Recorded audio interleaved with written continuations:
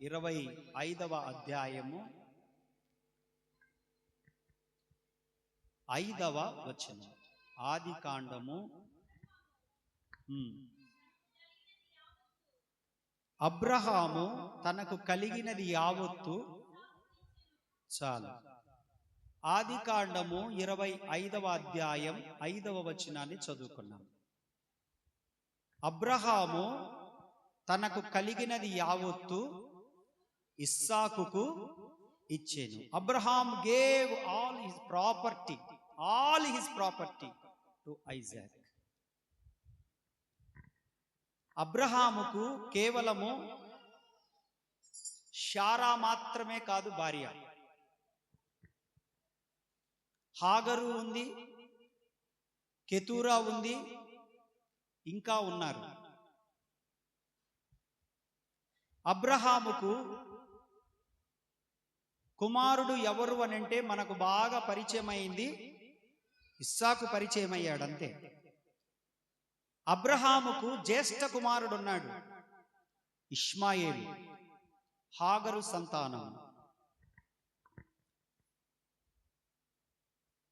ఆయనకు ఇస్సాకు మాత్రమే కాదు, ఇష్మాయేలు మాత్రమే కాదు, మరికొంతమంది కుమారులు కూడా ఉన్నారు. ఎవరికి?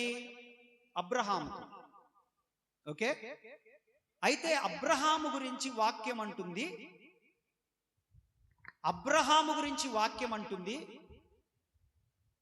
ఇష్మాయేలుకు ఆస్తి ఇవ్వలేదంట, మిగతా కుమారులకు ఆస్తి ఇవ్వలేదంట. ఆస్తి ఎవరికి ఇచ్చాడు అనంటే ఇస్సాకుకు మాత్రమే ఆస్తి ఇచ్చాడంట. నేను ఆలోచన చేశాను, ఇదేంది ప్రభువా, అసలు ఆస్తి జ్యేష్ఠ కుమారుడి కాన్నించి పంచబడాలి, జ్యేష్ఠ కుమారుడికి భాగం ఎక్కువగా రావాలి. కానీ జ్యేష్ఠ కుమారుడికి ఆస్తి ఇవ్వడం ఆపేసి రెండవ కుమారుడైనటువంటి ఇస్సాకుకు ఆస్తి మొత్తము కూడా ఇచ్చాడు. ఎందుకు? ఇస్సాకుకు ఆస్తి మొత్తం ఎందుకు ఇచ్చాడో చూసుకునే దాని ముందు మిగతా కుమారులకు ఏమిచ్చాడు, అవి ఎందుకు ఇచ్చాడు అనే విషయాలను మనం నేర్చుకుందాం ఈ రోజున. మొట్టమొదట అబ్రహాముకు పుట్టిన కుమారుడి పేరు ఇష్మాయేలు అని మీరు గుర్తుపెట్టుకోండి.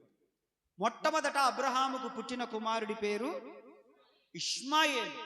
ఇస్లామిక్ ముస్లిమ్స్ అని ఇరాన్, ఇరాక్, ఆఫ్ఘనిస్తాన్ అని చెప్పుకుంటూ పోతే ఇస్రాయేలు దేశము చుట్టుపక్కల 28 దేశాలు శత్రు దేశాలు అని పిలుస్తాం. వాళ్ళందరూ కూడా అన్నదమ్ముల పిల్లలే. ఇస్రాయేలు దేశానికి అన్నదమ్ముల పిల్లలే వాళ్ళంతా కూడా. అయితే అదంతా ఇష్మాయేలు సంతానం.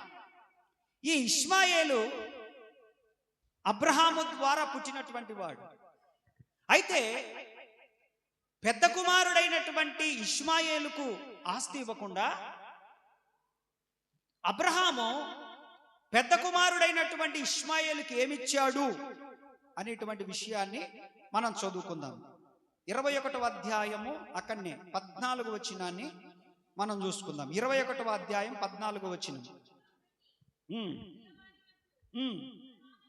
అబ్రహాము లేచి ఆహారమును నీళ్ళ తిత్తిని తీసుకొని ఆ పిల్లవానితో కూడా హాగరునకు ఇచ్చాడు.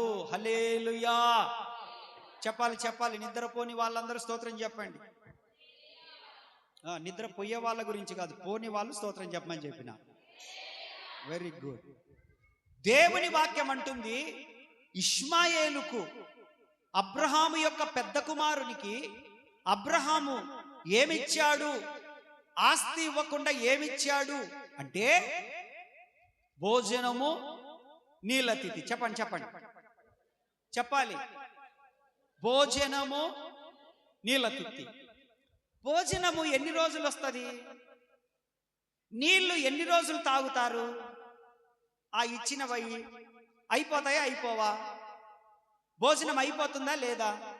నీళ్ళు అయిపోతాయా? అయిపోవా?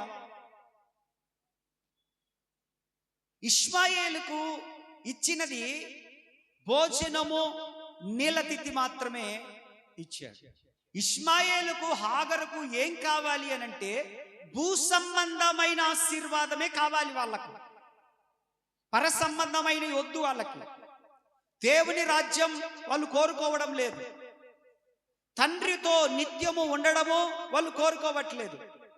నీళ్ళ తిత్తి ఆహారం ఇచ్చేటప్పుడు నేను అనుకుంటున్నాను, ఈ ఇష్మాయేలు గాని లేదా హాగరు గాని అడగాల్సింది, తండ్రి నాకు ఈ భోజనం వద్దు, ఈ నీళ్ళ తిత్తి వద్దు, నేను నిత్యము నీతోనే ఉండాలనుకుంటున్నాను. నువ్వు ఏ గుడారంలో ఉంటే నేను ఆ గుడారంలో ఉంటాను, నువ్వు ఎక్కడ ఉంటే నేను అక్కడ ఉంటాను, నువ్వు తిన్నదే తింటాను, నువ్వు పెట్టిందే తింటాను, కానీ నీతోనే ఉండాలనుకుంటున్నాను అని ఇష్మాయేలు అన్నింటే బాగుండేమో అనిపించింది నాకు. వాస్తవమా కాదా? పిల్లలు తల్లిదండ్రులతో ఉంటే క్షేమంగా ఉంటారా, దూరంగా ఉంటే క్షేమంగా ఉంటారా? చెప్పండి మీరు. తల్లిదండ్రులతో ఉంటే క్షేమంగా ఉంటారు, సౌకర్యాలు ఉంటాయి, కష్టం వచ్చినా బాధ వచ్చినా అవసరత ఉన్నా తల్లిదండ్రులు వెంటనే సహకరిస్తారు, సౌకర్యాలు సమకూరుస్తారు, పరిగెత్తుకుంటూ వస్తారు. నీకు బాగలేదంటే దూరంగా ఉండి ఫోన్ చేసి ట్యాబ్లెట్లు వేసుకుంటే బాగుంటుందా, దగ్గరికి వచ్చి నేను హాస్పిటల్కి తీసుకెళ్తే బాగుంటుందా? కదా, మనకు సెన్స్ పనిచేస్తా ఉంది, దగ్గరే ఉండాలనుకుంటాం. కానీ ఇష్మాయేలు తండ్రి నేను నీతో కూడా ఉంటాను అని అంటే ఎలా ఉండేదో. నీళ్ళ తిత్తి భోజనం మాత్రమే తీసుకొని వెళ్ళిపోయినట్లుగా మనకు కనపడతా ఉంది. ఎందుకు ఇష్మాయేలుకు తండ్రి ఆస్తి ఇవ్వలేదు అని అంటే మొట్టమొదటిది ఆలకించండి. ఇష్మాయేలు భూ సంబంధమైన ఆశీర్వాదాల కొరకే తండ్రిని వెంబడిస్తున్నాడు తప్ప పర సంబంధమైన దీవెన తన మీదికి రావాలని వెంబడించడం లేదు.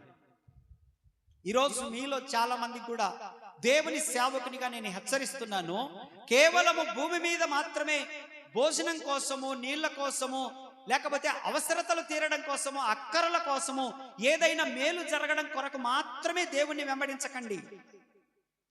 దేవుణ్ణి వెంబడిస్తే, దేవునితో ఉంటే ఇవన్నీ కూడా మీకు సౌకర్యాలు కలుగుతాయని మీరు నమ్మండి. కాబట్టి దేవునితో ఉంటే అన్ని సౌకర్యాలు కలుగుతాయి. దేవుణ్ణి విడిచిపెట్టి పోతే పొందుకున్నంత వరకే మీరు బాగుంటారు తప్ప అవి అయిపోయిన తర్వాత మరలా నీవు ఎండిపోయే పరిస్థితిలోనికి వచ్చేస్తావు. తండ్రిని విడిచిపెట్టి వెళ్ళిపోయాడు చిన్న కుమారుడు, ఆస్తి సమస్తము కూర్చుకొని వెళ్ళిపోయాడు. కొంతకాలమే ఆస్తి ఉపయోగపడింది. ఆ తర్వాత ఏమైపోయాడు? భోజనం లేదు, నీళ్లు లేవు, ఆకలి అవుతుంది, వస్త్రహీనుడైపోయాడు. అంటే వస్త్రాలు సరిగా లేవు, భోజనం పెట్టేవారు లేరు, పలకరించేవారు లేరు, ఫోన్ చేసేవారు లేరు, మెసేజ్ పెట్టేవారు లేరు, యోగక్షేమాలు అడిగేవారు లేరు, స్నేహితులు లేరు, బంధువులు లేరు, అయిన పోయిన వారు అసలే లేరు. వాళ్ళ దేశము కాదు, వాళ్ళ ఊరు కాదు, వాళ్ళ ప్రస్తావన కాదు, అతని గురించి అడిగే వాళ్ళు లేరు, అందరూ మర్చిపోయారు. ఒకరోజు కరువు వచ్చింది, పందులు తినే పొట్టు తింటా ఉన్నాడు. బుద్ధి వచ్చింది. 15వ అధ్యాయం 15వ వచనంలో అంటాడు లూకాసు వార్తలు, చదవద్దులే, 15వ అధ్యాయం 15వ వచనంలో లూకాసు వార్తలు అంటాడు, అయితే బుద్ధి వచ్చినప్పుడు వాడు, నా తండ్రి యొద్ద అనేక మంది కూలి వాండ్రకు అన్నం సమృద్ధిగా ఉంది, నేనైతే ఇక్కడ ఆకలికి చచ్చిపోవచ్చున్నాను. వెంటనే నేను వెళ్ళి, నా తండ్రి నీ కూలి వాండ్రలో ఉండుటకైనను నీ కుమారుడనని పిలిపించుకొనుటకు నేను యోగ్యుణ్ణి కాదు అని చెప్పి నేను మాట్లాడతానని చెప్పి బుద్ధి వచ్చిన తర్వాత తండ్రి దగ్గరికి వెళ్ళినట్టుగా దేవుని వాక్యం సెలవిస్తాం. స్తోత్రం చెప్పండి. అదే ముందే తండ్రి దగ్గర ఉండింటే విడిచిపెట్టిపోకుండా ఆ లోటు, ఆ కరువు, ఆ నష్టము, ఆ ఆకలి వేదన, ఆ ఆకలి అరుపు రాదు కదా. స్తోత్రం చెప్పండి. చేతులెత్తి వెనకున్న వాళ్ళు, ఆ మధ్యలో ఉన్న వాళ్ళు చెప్పండి హల్లెలూయా. కాబట్టి ఇష్మాయేలు విషయంలో నేను అనుకుంటాను, ఇష్మాయేలు తండ్రి నేను నిన్ను విడిచిపెట్టి పోనయ్యా, నేను నీతోనే ఉంటానయ్యా, నీతోనే కలిసి ఉంటానయ్యా, నీతోనే బ్రతుకుతానయ్యా, ఈ భోజనం నాకు అక్కర్లేదయ్యా, ఈ నీళ్లు నాకు అక్కర్లేదయ్యా, నీతో ఉండడమే నాకు ముఖ్యమని అంటే నిజంగా ఆస్తిని తనతో కూడా పంచిపెట్టేవాడేమో. కానీ అతను విడిచిపెట్టుకొని వెళ్ళిపోయాడు. నేను ఎందుకబ్బా ఇలా జరిగిందనుకుంటే 16వ అధ్యాయంలో, ఆదికాండంలో 16వ అధ్యాయంలో 11, 12 వచనాలలో ఒక మాట నాకు కనపడ్డది. ఆదికాండంలో 16వ అధ్యాయం 11, 12 వచనాల్లో నాకు ఒక మాట కనపడ్డది అక్కడ.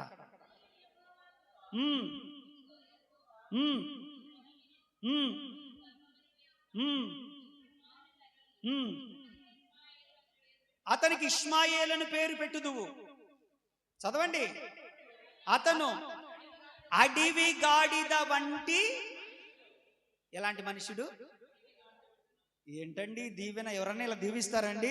నీకు కొడుకు పడతాడు, వాడు ప్రయోజకుడు అవుతాడు, వాడు కలకటేర్ అవుతాడు, ఎలకటేర్ అవుతాడు, ఇంజనీర్ అవుతాడు, నాణ్యత లేని బిడ్జీలు కట్టి అంతా పడేస్తాడు, దాని కింద ఎవడొకడు చస్తాడు, దేవునికి స్తోత్రం అని దీవిస్తారు. కానీ ఏమంటే నీ కొడుకు డాక్టర్ అవుతాడు, నీ కొడుకు యాక్టర్ అవుతాడు, నీ కొడుకు ప్రయోజకుడు అవుతాడు అని అంటారు. కానీ ఈ దేవదూత ఏమంటున్నాడు? నీకు ఒక కొడుకు పడతాడు, వాడికి ఇష్మాయేల్ అని పేరు పెడతావు. వాడి స్వభావం ఎలా ఉంటుంది తెలుసా? వాడు అందరిలాంటోడు కాదు, వాడు అడవి గాడిదలాంటూ. ఏంటండి? మామూలు గాడిదని తట్టకలేము మనము. ఏమండి కుమారక్క, మామూలు గాడిదనే తట్టుకోలేము మనము. అడవి గాడిదని తట్టుకోగలమా? చెప్పాలి. గాడిద స్వభావం ఏంది? వెళ్తేనేమో కరుస్తుంది, వెనకుంటేనేమో ఏం చేస్తుంది? ముందుకెళ్తేనేమో కరుస్తుంది, వెనకుంటేనేమో. దాని ఈపు మీద ఉండేటి అన్ని మురికి, చెప్పండి మురికి గుడ్లే కదా. దేవునికి స్తోత్ర, హల్లెలూయా. అంటే అందరికీ విరోధం అని ఉంది అక్కడ. అతను ఎలా ఉంటాడంట? తన సహోదరులందరికీ ఎలా ఉంటాడంట? అతని చేయి అందరికిని, అందరి చేతులు అతనికి విరోధముగా. చూడండి, అలాంటి స్వభావము అంటే ముక్కు మీద కోపం అనండి. హలో అనండి, ముక్కు మీద కోపం. కొంతమందికి చెమట ముక్కు మీదనే పడుతుంది, గమనించారా? ముక్కు మీదనే పడుతుంది. వాళ్ళని అంటారు, అబ్బా వీడికి ముక్కు మీద, ఈ అమ్మాయికి ముక్కు మీద చెమట పడితేనే కాదు ముక్కు మీద కోపం. కొంతమందికి ఆటోమేటిక్గా వాళ్ళు కోపంలోనే పుట్టింటారు, కోపంలోనే పెరుగుతూ ఉంటారు, కోపంతోనే చూస్తూ ఉంటారు, కోపంతోనే మాట్లాడతారు, ఇంట్లో అన్ని పగల కొట్టేస్తారు. దేవునికి స్తోత్రం, హల్లెలూయా హల్లెలూయా. మొన్న ఈ మధ్య కాలంలో నేను హాస్పిటల్ దగ్గర ఉన్నప్పుడు, బుడ్డోడికి బాగలేక హాస్పిటల్ దగ్గర ఉన్నప్పుడు ఒక అక్కగారు వర్షి గారిని చూడడానికి వచ్చింది. వచ్చి అన్న మా కొడుకు, నేను అడిగాను, అక్క ఎలా ఉన్నాడు అక్క నీ కొడుకు అని అంటే, అన్న వాడు ఇంకా అట్లనే ఉన్నాడు అన్నాను. నేనుండి అన్ని పగల కొట్టడం మానుకున్నాడా అన్న. లేదన్నా, వాడికి ఇంత వయసు వచ్చినా ఇంకా అన్ని పగల కొడుతూనే ఉన్నాడు ఇంట్లో కోపం వచ్చినప్పుడల్లా అంట. వాడు మొన్న కనపడ్డాడు నాకు. మొన్న కనపడితే, తమ్ముడు నువ్వు ఇంకా మారు మనసు పొందలేదంటనే, నువ్వు ఇంకా పగలగొట్టడం మానుకోలేదంటనే అంటే, అన్న అన్ని మానుకున్నాను ఈ మధ్య, అన్ని మానుకున్నా. వాడికి రేపు మాప పెళ్ళి.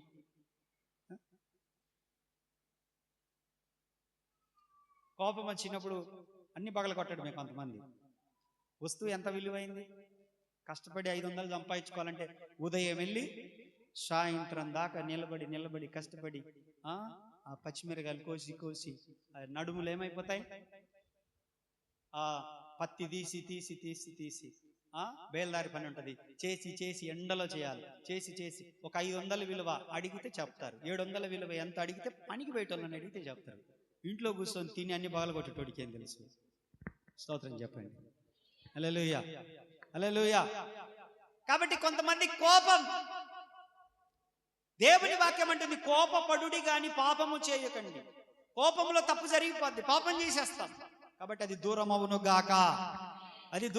గాక. ఈ ఇష్మాయేలు కూడా కోపిష్టోడు. ఏంటిదే? కోపిష్టోడు ఎక్కడ సరికొడడు, ఏది సరిగా ఉంచడు. కాబట్టి మొట్టమొదటిగా ఇతని యాటిట్యూడ్ గురించి మాట్లాడుతున్నాడు. ఇతను అడవి గాడిద వంటి స్వభావము కలిగిన వాడు. ముందుకెళ్తేనేమో కరుస్తాడు, ఎనికొస్తేనేమో తంతాడు. అటువంటి వాడికి ఆస్తిని పంచి పెడితే వాడు ఉంచుకోగలడా? దాన్ని మెయింటైన్ చేయగలడా? లేదు. అటువంటి వాడికి ఏది దొరకదు, భోజనము నీళ్లు తప్ప. దేవునికి స్తోత్రం, హల్లెలూయా హల్లెలూయా. రెండవది, అతని గురించి మాట్లాడుతూ అక్కడ ఇష్మాయేలు క్రమము లేనివాడు. ఎలాంటోడు? క్రమము లేని వాడికి దేవుని ఆశీర్వాదం రాదు. క్రమము లేని వారికి దేవుని దీవెన రాదు. క్రమము లేని వారి మీద దేవుని యొక్క కార్యాలు జరగవు. క్రమము లేని వారికి దేవుడు ఏ ఒక్క ఆశీర్వాదాన్ని ఇవ్వడానికి ఇష్టపడడు. ప్రార్థనకు క్రమంగా రావాలి. ప్రార్థనకు క్రమంగా రావాలి. ప్రతిరోజు క్రమంగా ప్రార్థన చేసుకోవాలి. ఉదయం ప్రార్థన చేసుకోవాలి క్రమంగా. చదువు వస్తే చదువుకున్న బిడ్డలు ప్రతిరోజు క్రమంగా బైబిల్ చదవాలి. క్రమంగా బైబిల్ చదవాలి. కష్టపడుతున్న బిడ్డలు క్రమంగా దశమ భాగములు దేవునికి ఇవ్వాలి. క్రమంగా ఇవ్వాలి దశమ భాగములు దేవునివి. అవి దొంగిలించకూడదు. క్రమము నీ యొక్క యథార్థత విషయంలో క్రమము, పరిచర్య విషయంలో క్రమము, నీ ఇంటి విషయంలో క్రమము, ప్రతిదీ కూడా క్రమము కలిగి ఉందుము గాక. క్రమము కలిగిన వారికి దాన్నే దేవుని వాక్యం అంటుంది నమ్మకమైన జీవితం. చెప్పండి, ఏంటిది ఇది?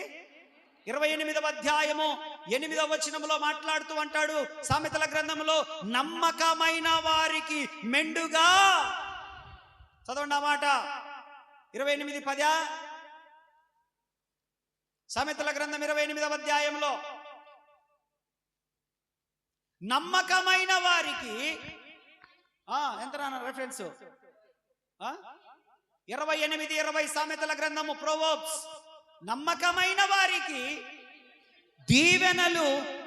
గట్టిగా స్తోత్రం చెప్పండి మాటకు. హల్లెలూయా. నమ్మకమైన వారికి చెప్పండి అందరూ. నమ్మకమైన వారికి మెండుగా దీవెనలు కుమ్మరించబడతాయి. స్తోత్రం చెప్పండి. క్రమము అంటే నమ్మకత్వము. నువ్వు నమ్మకంగా ఉండాలి దేవుని విషయంలో.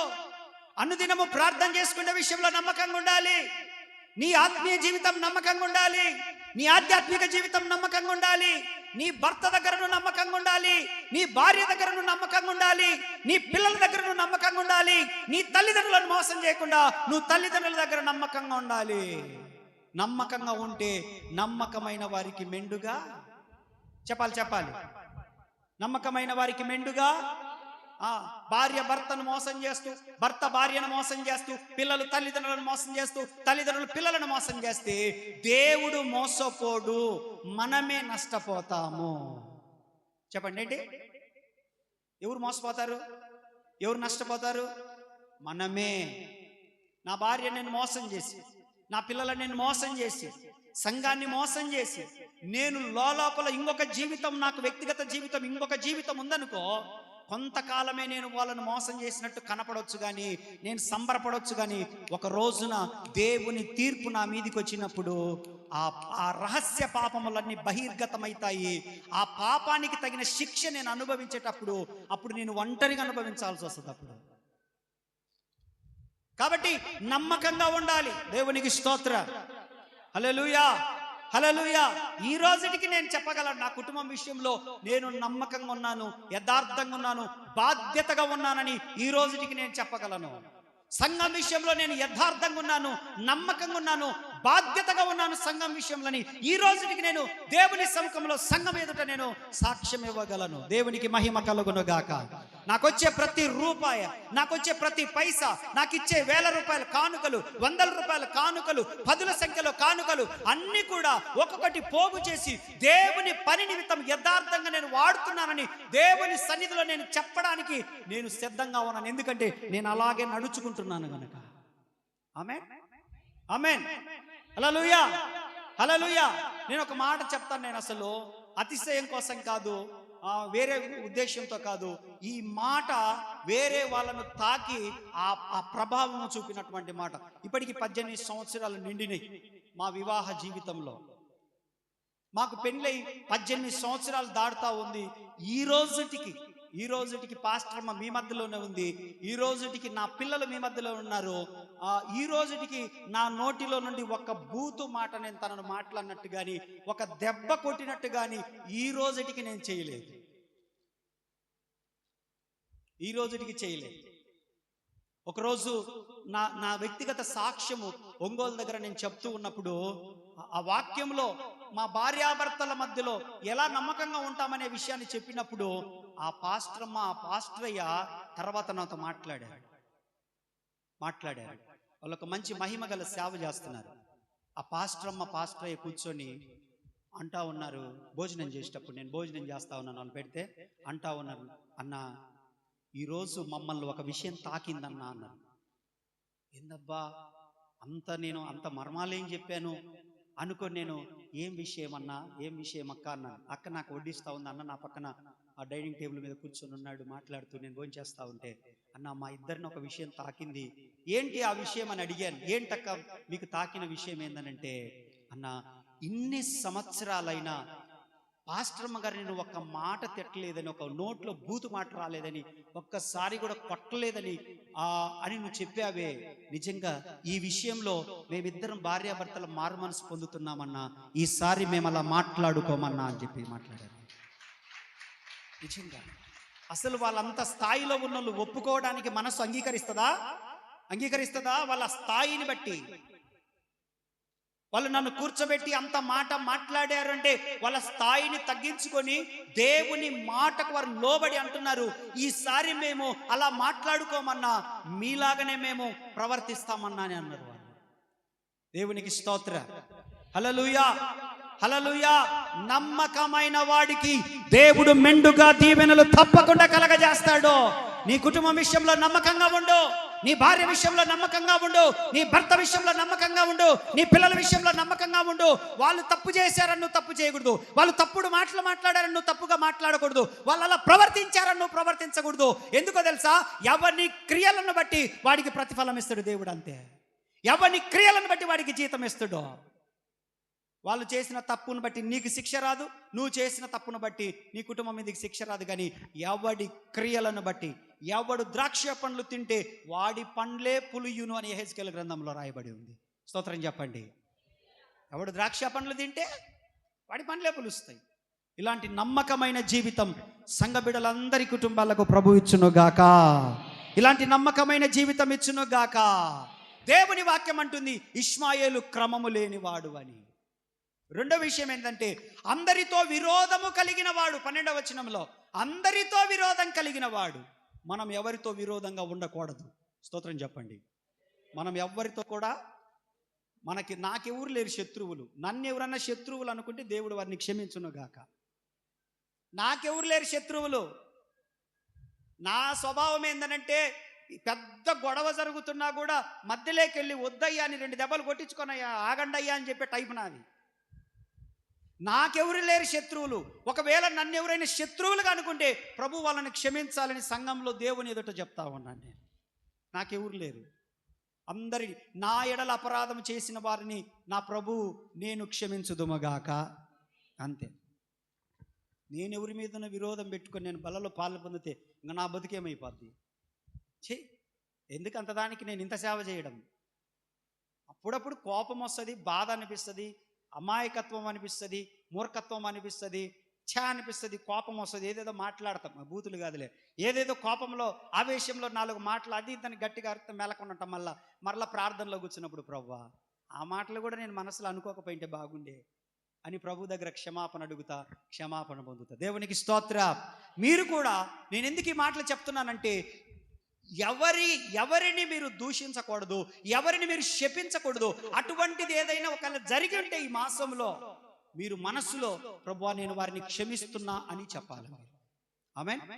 మీ మనస్సులో మీరు వెళ్ళి క్షమాపణ వాళ్ళ చేతులు పట్టుకొని అడగాల్సిన అవసరం లేదు. కానీ మీ మనస్సులో ప్రభువా నిజమే ప్రభువా నేను క్షమిస్తున్నాను ప్రభువా, ఇక మీదట నా మనస్సులో కూడా వాళ్ళని అలా దూషించను, అలా అనను ప్రభువా అని క్షమించడం నేర్చుకుందుముగాక.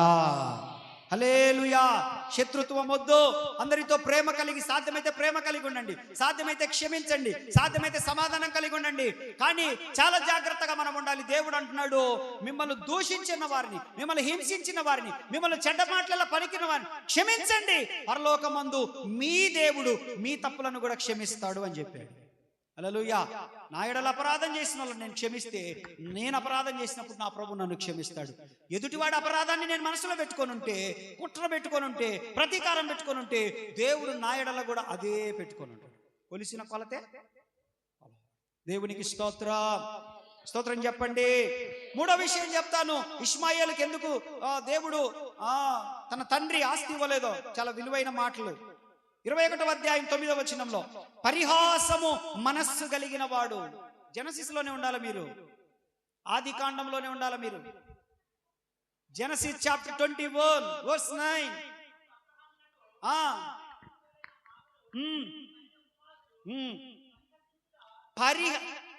హాగరు కనిన కుమారుడు ఎవడు? ఇష్మాయేలు. పరిహసించుట చారా చూచెను. చాలు. ఎవరిని పరిహసిస్తున్నాడనంటే ఇస్సాకును. చెప్పండి, ఎవరు పరిహాసం చేస్తున్నారు? ఇష్మాయేలు. ఇప్పుడు చెప్పండి, ఇష్మాయేలు చెప్పాలి మీరు. చెప్పండి, నిద్రపోయే వాళ్ళు తప్ప మిగతా వాళ్ళు చెప్పండి. ఇష్మాయేలు ఇస్సాకును ఎగతాళి చేసేను. పరిహసించుట అంటే ఎగతాళే కదా. పరిహసించుట అంటే, హలో, దీంట్లో నాకు నానా అర్థాలు నానా పదాలు తెలియదు, కానీ పరిహసించుట అంటే ఎగతాళే. ఎవరు ఎగతాళి చేశారు చెప్పండి. ఇప్పుడు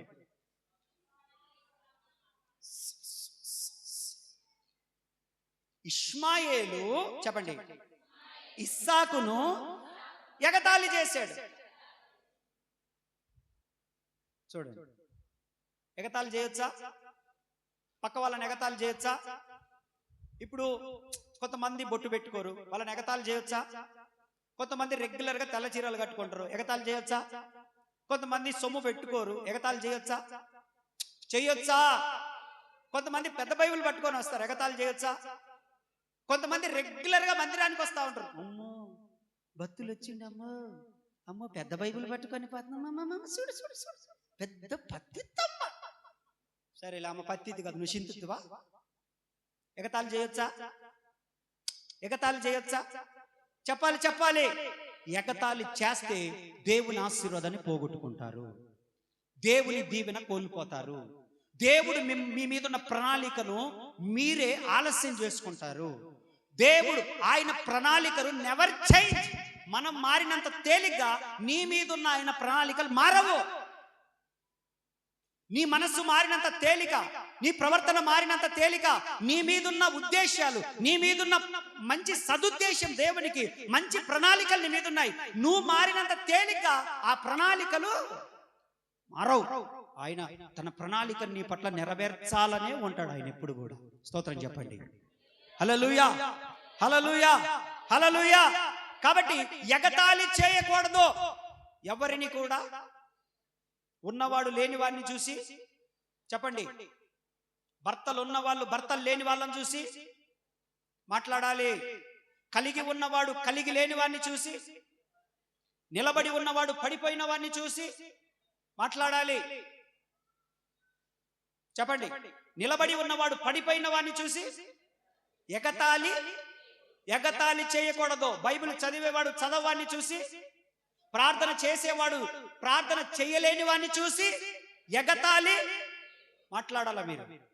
మీరు మాట్లాడితే నేను త్వరగా చెప్పి ముగిస్తా, లేకపోతే 2 అవుతుంది ఈరోజు మనకి.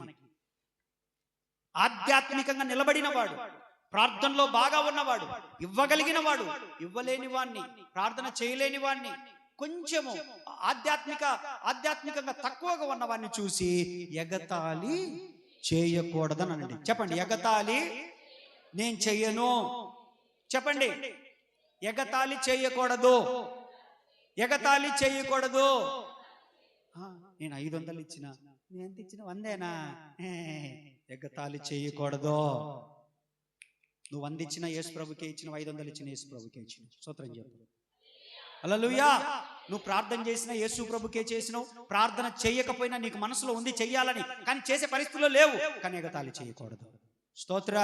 ఉపవాసం ఉన్నవాడు ఉపవాసం లేనోని చూసి, వాడికి ఎన్ని కారణాలు ఉన్నాయో ఉపవాసం లేకపోవడానికి. షుగర్ ఉండొచ్చు, టాబ్లెట్లు వేసుకుంటుండొచ్చు, ఇంకేదైనా సమస్య ఉండొచ్చు, వ్యక్తిగత విషయాలు ఉండొచ్చు. ఎగతాళి. బల్లలో పాలు పొందేవారు బల్లలో పాలు పొందని వారిని చూసి ముఖం పగులుతుందటనే, ఈపు విమానం మొత్తం మోగుద్ది ఎగతాళి చేస్తే. నా చేతిలో కాదు, యేసయ్య చేతిలో. నేనేమన్నాను ఎవరిని?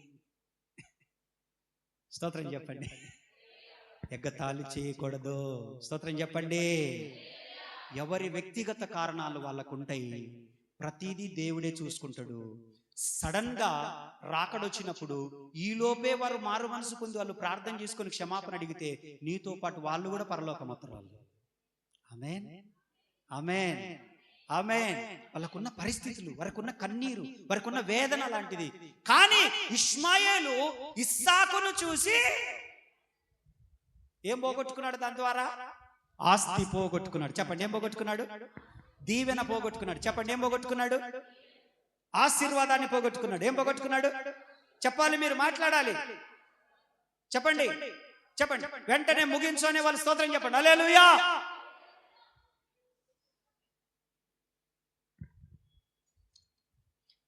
చాలా జాగ్రత్తగా ఉండాలి. దేవుని వాక్యం సెలవిస్తాం. తిమోతికి రాసిన 2వ పత్రిక 3వ అధ్యాయం 5వ వచనం.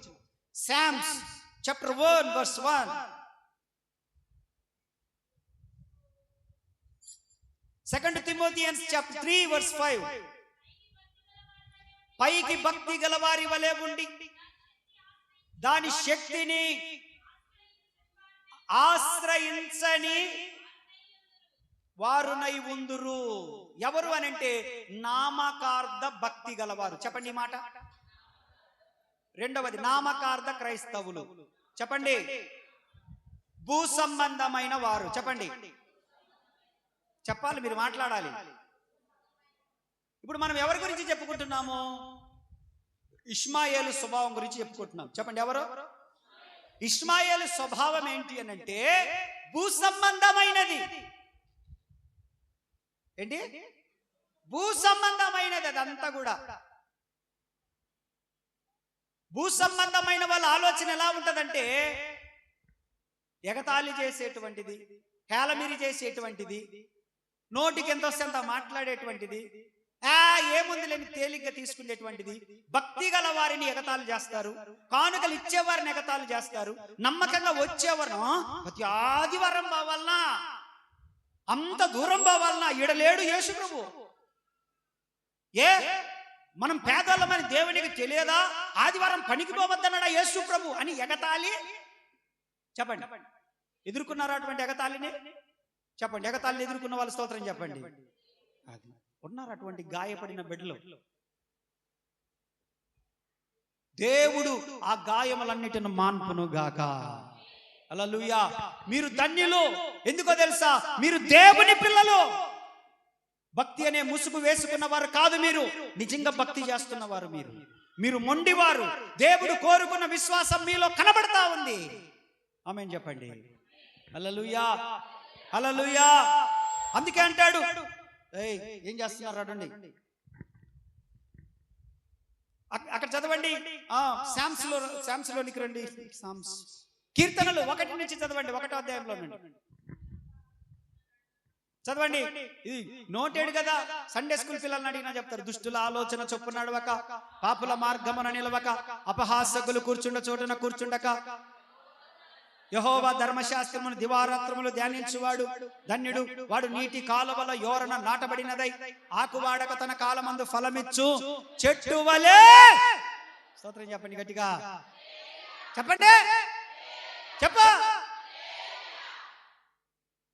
ఎక్కడ నిలబడొద్దు, ఎక్కడ కూర్చోవద్దు, ఎక్కడ మాట్లాడొద్దు, ఎక్కడ ఉండొద్దు అని బైబిల్ తేటగా చెప్తుంది.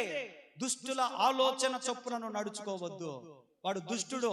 ప్రార్థనకు పోవద్దనేవాడు, ప్రార్థనకు పోవద్దనేవాడు, నిన్ను ఎగతాళి చేసేవాడు, నిన్ను అపహాసం చేసేవాడు, చెప్పు, ఆదివారం కూడా పనికి తీసుకెళ్లేవాడు దుష్టుడని గుర్తుపెట్టుకో.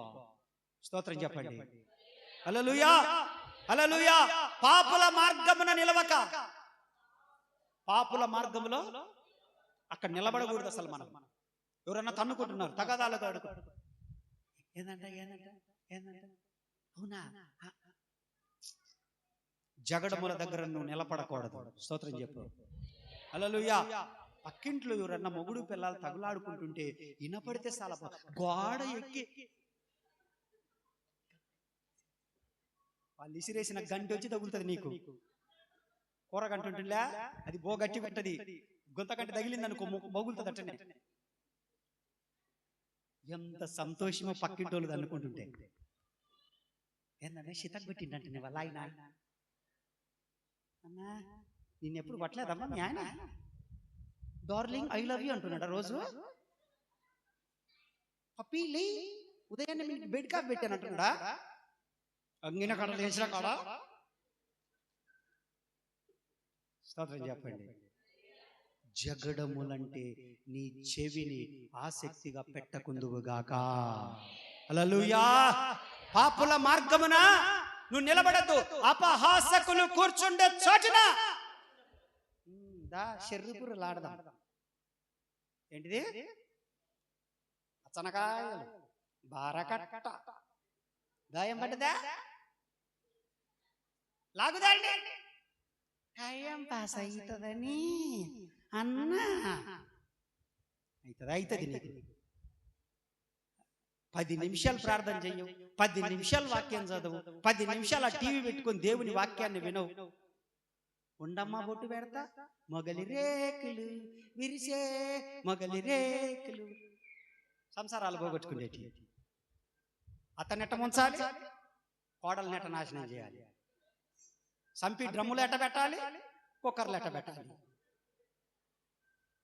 కాంక్రీట్లు ఎట్ట పెట్టాలి, సూట్ కేసులు ఎట్ట తీసుకుపోవాలి. ఇయ్యమ్మ నేర్చుకునేది మీరు. దావీదన్న అపహాసకులు కూర్చుండొచ్చు చోటున నువ్వు అక్కడ ఉండనే, నీ స్థలం అది కాదు, నీ చోటు అది కాదు, నీదది కాదు. స్తోత్రం చెప్పండి. హల్లెలూయా. నిన్ను విమర్శిస్తున్నారంటే, నిన్ను ఎగతాళి చేస్తున్నారంటే, నీ భక్తిని ఎగతాళి చేస్తున్నారంటే, నీ జీవిత విధానాన్ని ఎగతాళి చేస్తున్నారంటే, నీ పిల్లలను ఎగతాళి చేస్తున్నారంటే, నువ్వు వాళ్ళకు దూరంగా బ్రతకడం నేర్చుకో. వాళ్ళు బాగు చేసే వాళ్ళు కాదు, నవ్వుకుండే వాళ్ళు, ఇంకా 10 మందికి చెప్పి నవ్వేటట్లు చేసే వాళ్ళే తప్ప నిన్ను బాగు చేసే వాళ్ళు నిన్ను విమర్శించరు. హల్లెలూయా. నిన్ను బాగు చేసే వాళ్ళు ఎప్పుడు పబ్లిక్ గా మాట్లాడరు. స్తోత్రం చెప్పు. వాళ్ళు అపహాసకులు, బయటికి మాత్రమే మామూలుగా ఉంటారు. మీరు పచ్చగా ఉన్నారని రగిలిపోయే వాళ్ళు కూడా ఉంటారు. దేవునికి స్తోత్ర. సంతానం దేవుడి కూడా ఆలస్యమైంది. సంతానం దేవుడి ఏదమే ఇంకా ఏమి లేదు, ఈమెకు పెద్ద పాపం బాధ్యత. ఏదమే ఏం లేదు, వేసే పిల్లగాని మొన్న పెళ్ళయింది, ఇప్పుడు మీట నెల.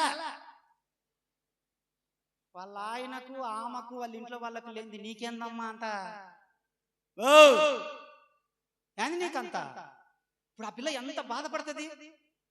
సంతానం లేకపోవడం ఆ పిల్ల తప్ప, వాళ్ళ ఆయన తప్ప, వాళ్ళ అత్త తప్ప, పెళ్లి చేసినోడు తప్ప, ఎవరు తప్పది? ఎంత బాధ అనిపిస్తుంది?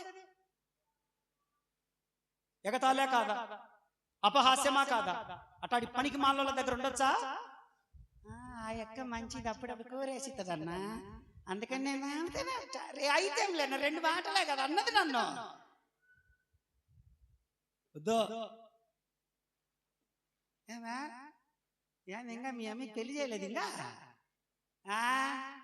ఇవి ఏందో పెద్ద కట్నం ఇచ్చేటట్టు. ఏమైతే కట్నం మరి 1 లక్ష రూపాయలు అడుగమ్మా. పొడిసి పొడిసి గుడ్లల్లో పొడిసి పొడిసి ఆదివారం పూట చెంటికి చేయలే ఇంకా. చూసుకో తొందరగా, ఇంత వయసు వచ్చింటే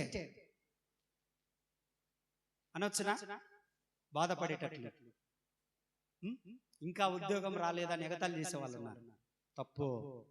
నీ సృష్టికర్త చూస్తా ఉన్నాడు, నిన్ను గుర్తుపెట్టుకో. విధవరాలను ఎగతాళి చేస్తా ఉన్నారు అని సైడ్కి పోతున్నావే, నీ సృష్టికర్తను అవమానపరుస్తున్నావు, గుర్తుపెట్టుకో. దేవుడు అన్నాడు, విధవరాలి పక్షాన నేను ఐ విల్ ఫైట్, నేను పోరాడతా, నేను వ్యాజ్యమాడతా. ఎవడు నువ్వు అనడానికి, విధవరాలను తక్కువ చేసి మాట్లాడడానికి పనికి మాలిన ఆలోచనలు కాకపోతే, పనికి మాలిన చేష్టాలు కాకపోతే. స్తోత్రం చెప్పండి. హల్లెలూయా. అపహాసకులు మాట్లాడే వారి దగ్గర, అపహాసంగా నిన్ను చూసి నవ్వే వాళ్ళ దగ్గర, నీ పిల్లల గురించి తప్పుడుగా సమాచారం పెట్టే వాళ్ళ దగ్గర, నీ పిల్లల గురించి తప్పుగా ప్రవర్తించే వాళ్ళ దగ్గర, నీ పిల్లల గురించి, నీ కుటుంబం గురించి తప్పుగా ప్రచారం చేసే వాళ్ళు ఎవరో అయినా నీకు తెలిసినప్పుడు వాళ్ళతో నువ్వు దూరంగా ఉండడం గుర్తుపెట్టుకో. అది బంధమైన, రక్త సంబంధమైన, బంధుత్వమైన, డోంట్ కేర్. నీ కుటుంబం కంటే పక్కవాడు ఎక్కువ కాదని గుర్తుపెట్టుకో ఎప్పటికైనా. స్తోత్ర. హల్లెలూయా, హల్లెలూయా, హల్లెలూయా. అందుకే అన్నాడు 1వ అధ్యాయం 1వ వచనంలో, అపహాసకులు కూర్చుండ చోటున కూర్చుండక ఏం చేయాలి? అనుదినము యెహోవా ధర్మశాస్త్రమునందు ఆనందించుచు. యెహోవా ధర్మశాస్త్రం అంటే దేవుని వాక్యం విషయంలో, దేవుడు ఈ రోజు మాట్లాడిన విషయంలో, అమ్మో నా గురించే మాట్లాడాడు, నమ్మకంగా ఉండమన్నాడు, క్రమము కలిగి బ్రతకమన్నాడు, చాలా జాగ్రత్తగా ప్రవర్తించమన్నాడు, దుష్టుల ఆలోచన చొప్పున నడవద్దన్నాడు, పాపుల మార్గంలో నిలవద్దన్నాడు, అపహాసకులు కూర్చుని చోటున కూర్చుండొద్దన్నాడు, నా ప్రవర్తన కాచుకోమన్నాడు, సృష్టికర్త నన్ను చూస్తున్నాడని చెప్పాడు. ఈలాగా చెయ్యని ఇష్మాయేలు తండ్రి దగ్గర ఆస్తిని పోగొట్టుకున్నాడు, దేవుని ఆశీర్వాదాన్ని పోగొట్టుకున్నాడు, దేవుని దీవెన పోగొట్టుకున్నాడు, దేవుని ప్రణాళికలు దూరం అయిపోయాయి. అలాగున నేను బ్రతకొద్దు, దేవుని వాక్యము నన్ను తాకింది, నాతో మాట్లాడిందని నువ్వు అనుదినము ధ్యానము చేయుదువుగాక. ధ్యానము చేసి ఆ ఆశీర్వాదాన్ని అనుభవించుదువుగాక. యెహోవా ధర్మశాస్త్రమును దివారాత్రములు ధ్యానము చేయుచు దానిని ధ్యానించువాడు ధన్యుడు. ధ్యానించడం అంటే వినండి, వినండి. గేదెలు జంగిడికి వెళ్తాయి, వెళ్ళి మేత ఉన్న చోట బాగా తిని ఇంటికొచ్చి పండుకొని ఏం చేస్తాయి?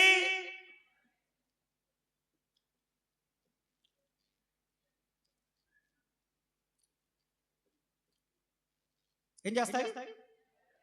వీడియో దిగయ్యా. ఈ నెమరు వేసేటప్పుడు ఈ సైడ్ అంతా ఏమొస్తుంటది? ఏమొస్తుంటది సైడ్కు? బర్రెలు నెమరు వేసేటప్పుడు చూడలేదా మీరు? You just came from London or America or UK, what else? Not Srirampuram, not Jammanapalle, not Ketagudipi, not Naidupalli, not Marapuram, not Nagulavaram. You just came from Finland, Sri Lanka. ఏలంటే బొచ్చలు పట్టుకొని శిల చెట్లలో పోయి పేడ ఏరకొచ్చుకుంటే మనందరము ఇల్లు అలుక్కోవడానికే. I don't know about. బర్రె నెమరేసే చూడలేదంట. ఏనా ఇల్లు అల్లుకోవడానికి బొచ్చబట్టుకొని పోలే, ఇది నా బర్రె, నా బర్రె, నా బర్రె, నా బర్రె. ఎంతమంది పోయినరు? నేను పోయినా, నా బర్రె, నా బర్రె, అదేమి ఇట్టు ఊపుతా ఉంటుంది, నా బర్రె. అది కూర్చుండేంత వరకు దాన్ని వెనకపోయి పట్టుకొని అప్పుడు అమ్మ నా బొచ్చ నిండిందని ఇంటికి వస్తుంది. పల్లెటూర్లలో అంతే కదా. ఏనా వీళ్ళు కాదులే, వీళ్ళు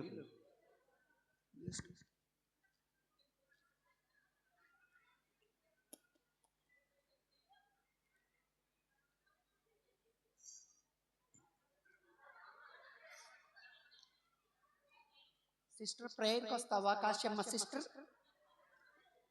కాశీ సిస్టర్ ప్రేయర్కి వస్తావా రావా? అదే మీరు అమాయకులు. స్తోత్రం చెప్పండి. ధ్యానించడం అంటే గేదె నెమరేస్తా ఉంటది. నెమరేసినప్పుడు అదంతా ఏదైతే పంట పొలంలోకి వెళ్ళి తినొచ్చిందో అదంతా మరలా గొంతులోకి తెచ్చుకొని, నోట్లోకి తెచ్చుకొని నమిలితే అప్పుడు దాని రసం ఏం చేస్తుంది తెలుసా? రసం అంతా పీల్చి పిప్పంతా కూడా బయటకు వచ్చేస్తా ఉంటది కూడా. యెహోవా ఉత్తముడని రుచి చూసి తెలుసుకోవాలి. దేవుడు ఎలాంటి గొప్పవాడో, ఎంత ప్రేమమయుడో, నీ పట్ల ఎలాంటి కార్యములు చేశాడో, ఎలాంటి కార్యములు చేయాలని ఉన్నాడో, ఆయన ప్రేమ ఎంత గొప్పదో, ఆయన వాక్యాన్ని నెమరు వేస్తే ఆయన గొప్పతనముతో పాటు ఆయన కార్యాలను అనుభవించే కృప కూడా పొందుకుంటారు. పొందుకుంటావు, అనుదినము పొందుకుంటావు, అనుదినము పొందుకుంటావు, అనుదినము పొందుకుంటావు. కేవలం ఆదివారం మాత్రమే కాదు, అనుదినము పొందుకుంటావు. చప్పట్లు కొడుతూ దేవుని కనపరచండి. యెహోవా ధర్మశాస్త్రమును దివారాత్రములు ధ్యానించువాడు ధన్యుడు, వాడు నీటి కాలవల యోరన నాటబడినదై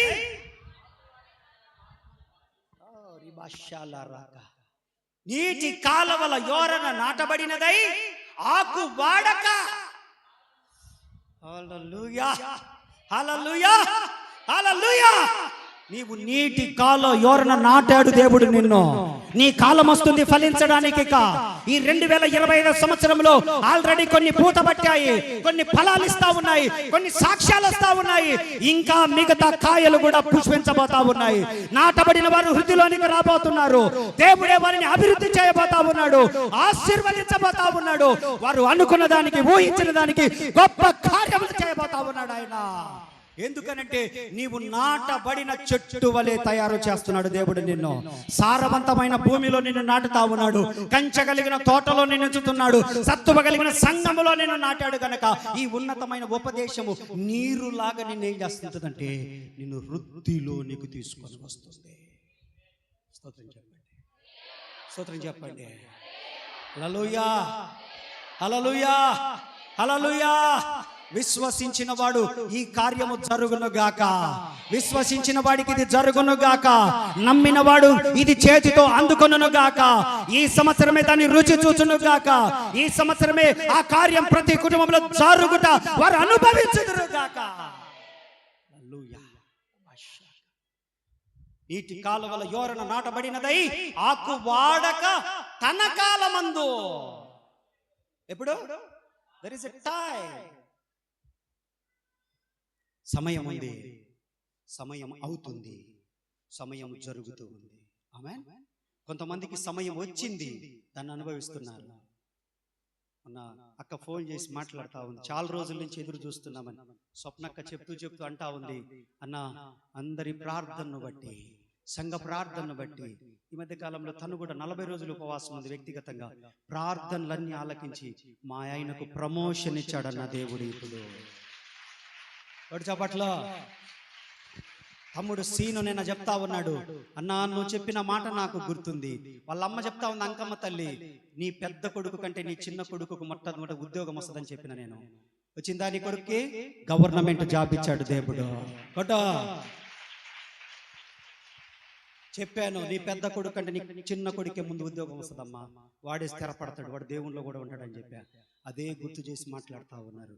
దేవుడు నమ్మదగిన దేవుడు. తన సేవకుని నోటిలో నుంచి ఒక మాట బయటికి వచ్చిందనంటే దాన్ని స్థిరపరచుటకు ఆయన సమర్థుడు. కొంతమందిది సమయం వచ్చింది, జరుగుతుంది. కొంతమంది సమయం రెడీగా ఉంది, జరగబోతుంది ఎట్ ఎనీ మూమెంట్. కొంతమందిది రాబోతుంది, టైం ఉంది. ఇంకా కొంతమందిది ఉండాల్సిందే, భరించాల్సిందే. అయితే సహనం కలిగిన వాళ్ళందరూ దేవుని కృపను పొందుకుంటా ఉంటుంటారు. ఓర్పు కలిగిన వారందరూ అనుభవిస్తూ ఉంటుంటారు. కార్యము కొరకు ఎదురు చూసిన వాళ్ళు తప్పక దీవెనను అనుభవిస్తారు. ఎవరన్నా నాటబడినదై తన కాలమందు ఫలమిచ్చు చెట్టు వలె. దేవుని వాక్యం అంటది, ఆయన తగిన సమయం ఉంది గనక అప్పటి వరకు బలిష్టమైన చేతి క్రింద దీన మనస్కులై. అప్పటి వరకు ఏం చేయాలంటే ఆయన బలిష్టమైన చేతి క్రింద, అయ్యా నీ సమయం కొరకు ఎదురు చూస్తున్నాను ప్రభా, తొందరపడనయ్యా. శారా ఇంపేషెంట్, అసహనం కలిగినది, ఓర్పు లేనిది, ఇంపేషెంట్ శారా. దేవుడు చెప్పాడు నేను సంతానం ఇస్తానని, తొందరపడ్డది. హాగర్నిచ్చి పంపించి కష్టాలు కొని తెచ్చుకుంది. మన తొందరపాటు మన కష్టాలకి దారి తీస్తుంది. ఓపిక పట్టండి. దేవుడు చేయట్లేదు లేని కొనగొద్దు, సమయం ఉంది. ఇప్పటికీ మరలా నేను చెప్తున్నాను, నన్ను దీవించిన దేవుడే మిమ్మల్ని దీవిస్తాడు. అబ్రహామును దీవించిన దేవుడే మనల్లందరినీ దీవిస్తాడు. దీవించుట కొరకే కలువరి శిలువలో యేసుక్రీస్తు ప్రాణము పెట్టాడు, సమాధి చేయబడ్డాడు, 3వ దినాన తిరిగి లేచాడు. మరలా మన కోసం రాబోతున్నాడు ఆయన, మనమలు దీవించుట కొరకే. అయితే ఇష్మాయేలులాగా భూ సంబంధమైన వాటి కొరకు పరిగెత్తగాకండి. తండ్రితో ఉంటే అన్ని అవసరతలు తీర్చబడతాయి. తండ్రితో ఉంటే అన్ని అవసరతలు తీర్చబడతాయి. ఇష్మాయేలు లాగా కాకుండా మనం బ్రతకడానికి ప్రయత్నం చేద్దాము. మిగతా 2 విషయాలు వచ్చే వారం చెప్పుకుందాం.